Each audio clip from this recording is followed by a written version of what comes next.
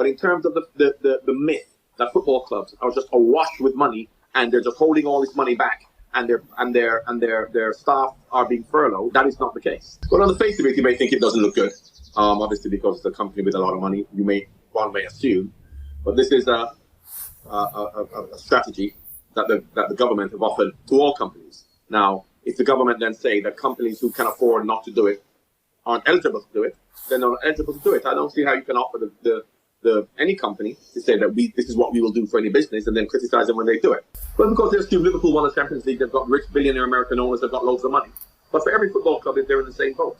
And I'll be surprised if more clubs don't do it. Because the uncertainty of the future means that maybe Liverpool, because they're furloughed now, will be better placed in 3-4 months' time when we know more of the financial implications of sponsorship and what's going to come in to stop the furlough, or to cope with the fact that they may not be able to play football for 6 months, but because they've done what they've done, maybe they can actually manage their finances better rather than clubs doing what they're doing now. And then when we don't play football for 6 months or 8 months, all of a sudden they have to lay off workers because the footballers aren't going to get laid off. Then maybe football clubs will then have to lay off people. No one at Liverpool has been laid off. No one at Liverpool is not getting 100% of their salary.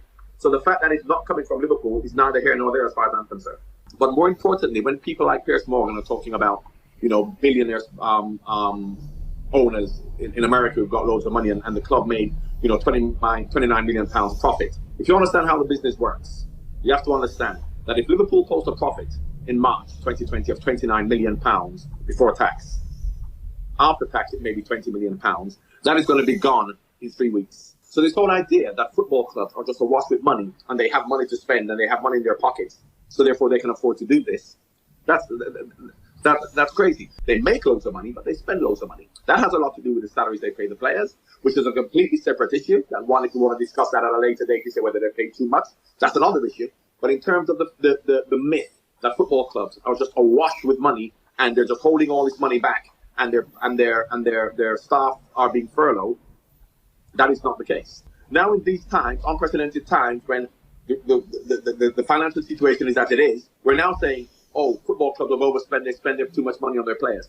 When this doesn't happen and everything is okay, every football fan demands, what are they doing at Newcastle? Mike Ashley, spend more money. Give players 300 grand a week so they can come to help us to win the league. This is what football fans demand, and now they're saying, oh, we're spending too much money. They can't have it both ways. Now obviously, this is a different conversation to have further down the line, whereby from the point of view of a salary cap, managing finances better in football, only spending money you can afford, that is another issue and something that should be debated in happier times.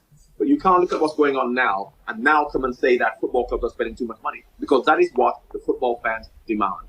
Why do you think that people want to get rid of their owners and get richer owners to spend more money?